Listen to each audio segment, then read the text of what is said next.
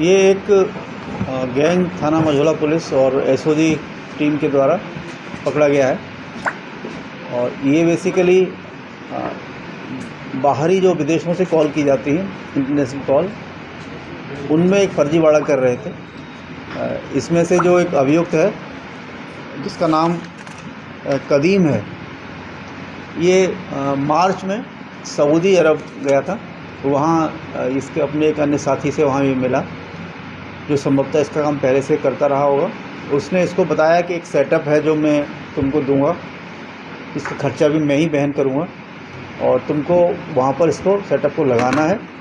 इसमें कुछ SIM cards होंगे जिन्हें इंस्टॉल करना होगा। ये सारी चीज़ें वो उपलब्ध कराएगा इनको, और इसके बदले में इनको 20,000 रुपये पर मंथ इनको सैलरी देगा वो। इसने अपने छोटा भाई, इसका जो यहाँ इंडिया में ही रह रहा था, उससे इसने बात की। तो इन दोनों भाइयों ने मिलकर, जिसका नाम महराज है, ये दोनों डोमगढ़ थाना कुदरती जनपद मुरादाबाद के रहने वाले हैं।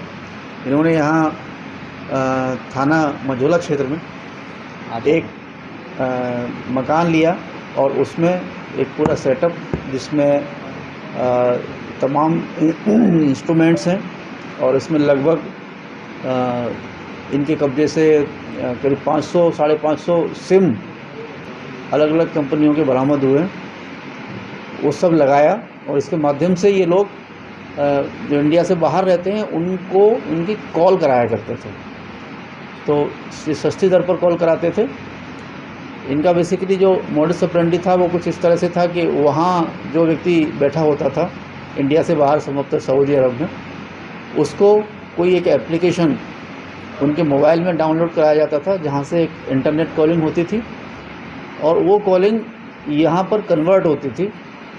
यहाँ से एक नई कॉल जो यहाँ से हमारे जो जीएसएम सिम लगे हुए थे उनके माध्यम से जनरेट होती थी, और वो कॉल फिर संबंधित व्यक्ति से के पास पहुँचती थी।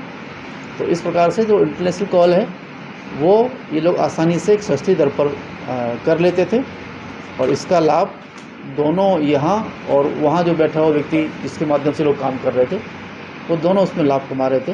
ये एक तरह का वायलेशन था, एक नियम था। इसका कोई लाइसेंसिंग प्राप्त नहीं की गई थी और ये अंतर्राष्ट्रीय नियमों का भी एक तरह से उल्लंघन था। सर, ये देश की इकोनॉमी को नुकसान दे रहे थे, और कितनी रिकवरी इनके पास थी?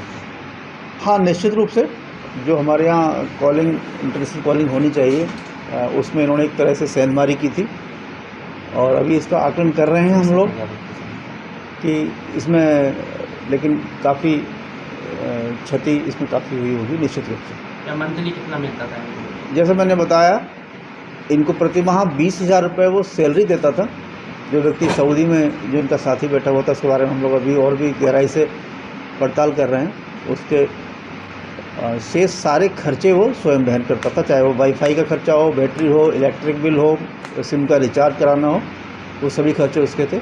इनको 20,000 रुपये वो इसके अतिरिक्त उपलब्ध कराता था, ऐसा इनके द्वारा अभी बताया गया है। लेकिन अभी हम लोग और भी गहराई से जानकारी कर रहे हैं कि इसके अतिरिक्त भी कुछ और गतिविधियों में तो ये संलिप्त नहीं थे। सर, इनकी जो कॉल थी वो ट्रेसेबल नहीं थी, आपराधिक घटनाओं को भी अंजाम दे सकते थे, राष्ट्रीय सुरक्षा को भी खतरा हो सकता था इनको। जैसा मैंने बताया कि वहाँ से इनकी एक एप्लीकेशन के थ्रू कॉलिंग हो रही थी, जिस एप्लीकेशन को वहाँ के लोग, जो हमारे यहाँ के इंडिया के रहने वाले लोग जो सऊदी में रह रहे हैं, वो वहाँ से अपने घर वालों से, अपने परिचित से कॉल करना चाहते थे।